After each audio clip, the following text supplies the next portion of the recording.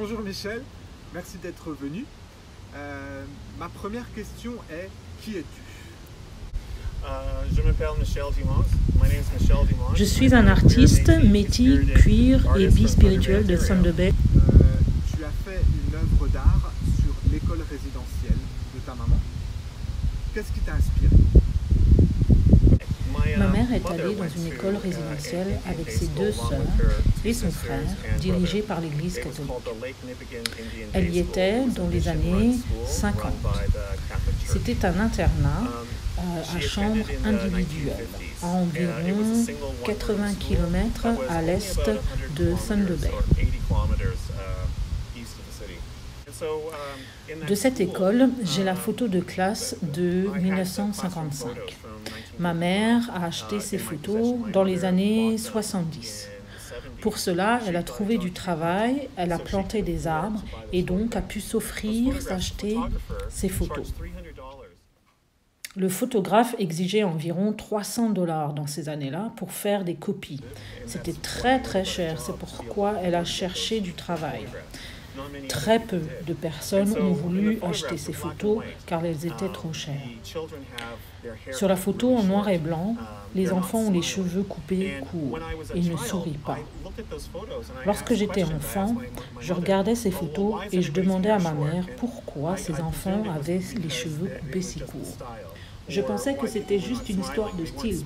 Puis, je lui ai demandé pourquoi il ne souriait pas. Et je pensais que c'était parce que les appareils photo de l'époque n'étaient pas de bonne qualité.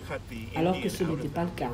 On leur coupait les cheveux pour effacer leur identité autochtone et pour qu'ils ressemblent aux Blancs. Ils ne souriaient pas parce qu'ils n'étaient pas heureux, car on abusait d'eux à l'école. J'ai décidé, après la mort de ma mère, d'en faire une œuvre d'art. Cela m'a pris quelques années à cause de la douleur associée à cette image. J'ai aussi pu réaliser les effets sur ma famille, mes tantes, mes cousins, ce traumatisme intergénérationnel provoqué par cette photo.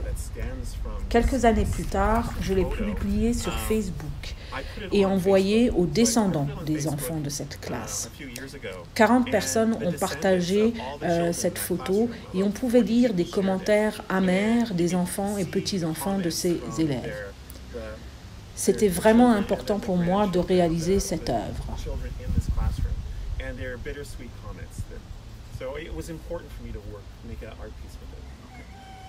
Tu as brisé la photo. You break the picture in different pieces. Why? Je suis un artiste qui crée des œuvres en mosaïque. Je travaille avec des carreaux de céramique que je casse régulièrement et je recrée une belle œuvre à partir de quelque chose de cassé. Ces œuvres sont basées sur cette idée. Cette photo de classe illustre ce que le gouvernement a essayé de briser, c'est-à-dire la culture autochtone. J'ai utilisé l'art japonais kintsugi qui relie la mosaïque avec une jointure dorée pour mettre en valeur la beauté de la fêlure. Thank you. My last question will be, what will be your message? Certaines personnes regardent cette photo en noir et blanc de 1955 et pensent que cette œuvre est vieille. Ce n'est pas pour eux une image actuelle. Mon message, c'est que cela a toujours un impact sur la génération d'aujourd'hui. C'est toujours un héritage honteux dont le Canada doit être conscient. Mon but est de montrer l'importance de cet héritage à la nouvelle génération.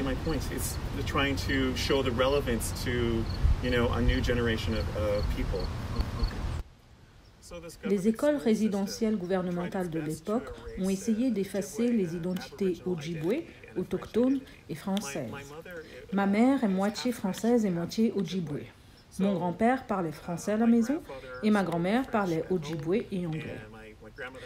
L'école a obligé les élèves à parler anglais et n'ont pas accepté la culture française de ma mère et surtout pas son identité Ojibwe. Donc, lorsque j'ai grandi, elle pouvait parler français et Ojibwe à la maison, mais nous forçait à parler anglais parce que c'était ce qu'on lui avait appris à faire à l'école. Mon père était un bûcheron français-canadien des Laurentides, du nord de Montréal. Il apprenait l'anglais lorsque j'étais petit, donc même si on parlait français à la maison, l'accent était mis sur la langue anglaise.